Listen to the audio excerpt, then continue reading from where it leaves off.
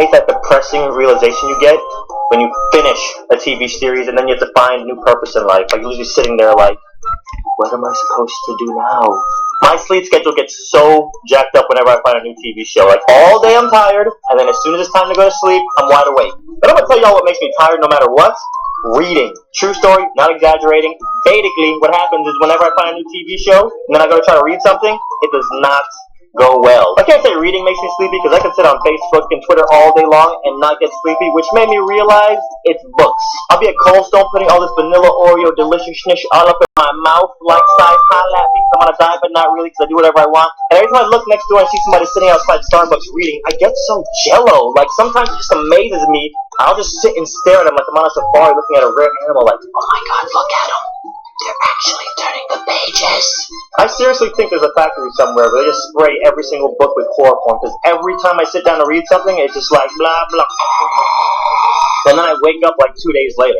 If anyone ever wants to kidnap me and sell me on the black market in Bangkok, basically all they'd have to do is walk up on me and be like, hey, can you do me a favor and just read this out loud? And I'd be like, yeah, Harry Potter by J.K. Rowling.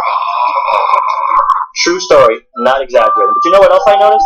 I procrastinate a lot more whenever I find a new TV show. I just can't pull myself away. Like, my puppy will be looking at me like, rawr, rawr, rawr. And I'm like, Cooper, relax. Okay, I'm just going to watch one more episode of Heroes, and then I'm going to feed you, and go to the park, and run in slow motion. Okay, just one more episode. And then Siler kills the girl that I've had a crush on for like half the season, and the episode suddenly ends, and I'll be like, no!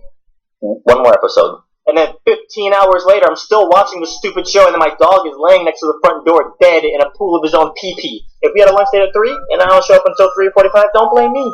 Blame Lost. Like, if you text me, and I don't text you back, Walking Dead Marathon in black and white, I fail a test at school, or I show up late for work, yo, it was the My Little Pony mid-season finale last night, son. Don't even try to act like you didn't watch it, okay? Brony, stand up. You know what, though? It's much safer to invest your time into YouTube than it is for TV. I'm gonna tell you why. Because if you drop from 14 million views one week to 7 million views the next week, guess what? YouTube ain't gonna be like, yo, your channel sucks.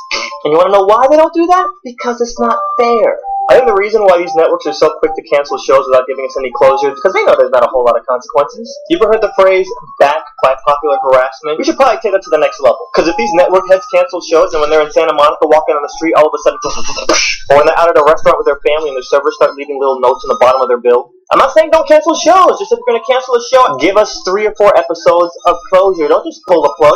4 million viewers might be bad rating for television and not seem like a lot of people, until one of them steals your Mercedes. So network heads, next time you're in a meeting discussing what shows you're going to pull the plug on and try to replace with new shows without giving us any closure, just remember, nowadays, people take their entertainment very seriously.